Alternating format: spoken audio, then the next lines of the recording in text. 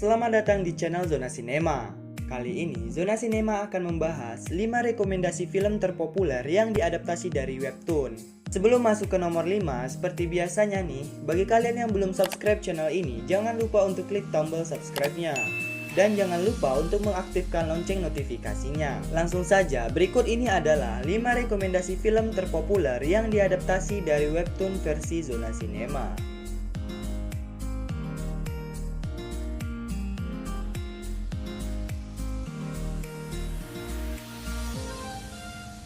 Ignoit menjadi film adaptasi yang diproduksi Visinema Picture. Film yang tayang 5 Desember 2019 ini menjanjikan kisah romantis sejoli yang berbeda dunia. Bukan hanya kisah cinta, tapi juga ada nuansa keluarga dari film garapan Naya Anindita ini.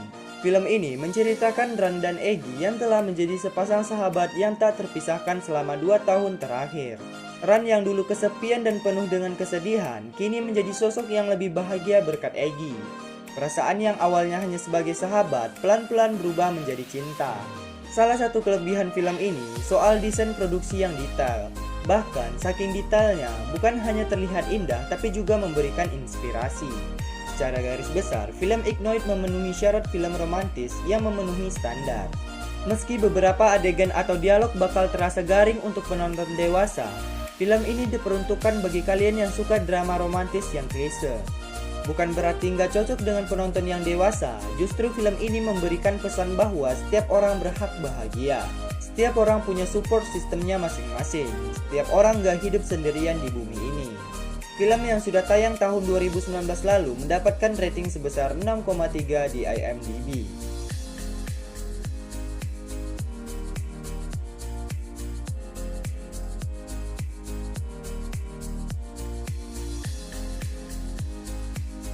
Diadaptasi dari webtoon berjudul yang sama, Terlalu Tampan merupakan film drama komedi yang tayang perdana pada Januari 2019 yang lalu. Film Terlalu Tampan menceritakan kisah maskulin, remaja laki-laki yang terlahir dengan ketampanan di atas rata-rata.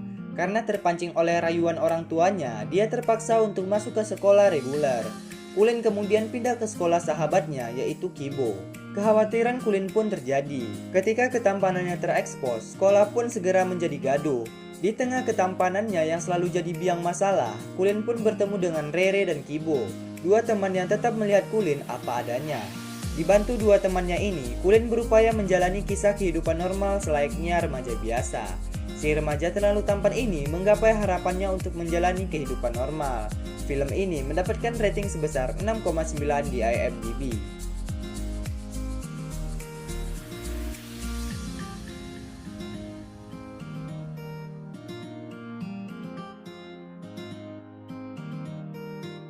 Menceritakan tentang Cha Hyun Soo, merupakan remaja introvert yang baru pindah ke Green Home setelah keluarganya meninggal dalam kecelakaan. Karena putus asa, Hyun Soo merasa ingin mengakhiri hidupnya yang kelam.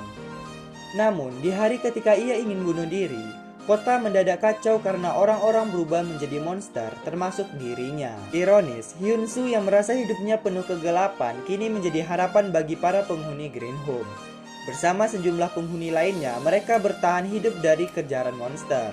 Jika biasanya kemunculan makhluk asing disebabkan dari lingkungan luar, seperti radiasi, kesalahan eksperimen, atau wabah yang tiba-tiba muncul, monster di Sweet Home berasal dari dalam diri manusia itu sendiri. Perubahan manusia menjadi monster merupakan gambaran hasrat terpendam yang mengambil alih kontrol jiwa manusia. Makanya, monster yang muncul di Sweet Home juga unik-unik. Karena dulunya juga manusia, gerakan dan sifat monster ini punya karakter yang berbeda-beda. Sweet Home adalah proyek mahal Netflix dengan budget yang kabarnya mencapai 34 miliar rupiah tiap per episodenya. Drama ini menggait tim efek visual dan motion capture kelas Hollywood. Dengan teknologi canggih dan tim profesional, kamu akan puas dengan visual yang ditampilkan. Film yang menyajikan 16 episode ini mendapatkan rating sebesar 7,4 di IMDb.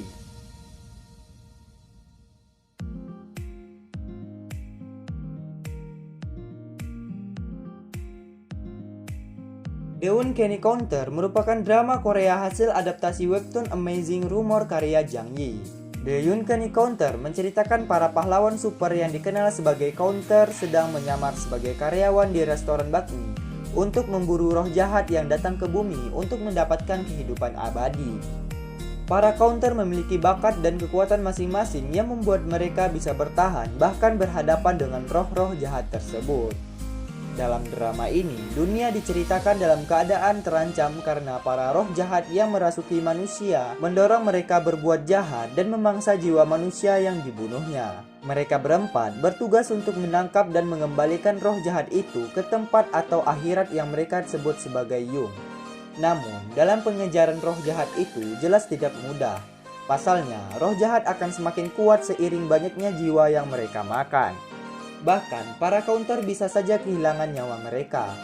Film ini mendapatkan rating yang cukup tinggi yaitu 8,1 di IMDb.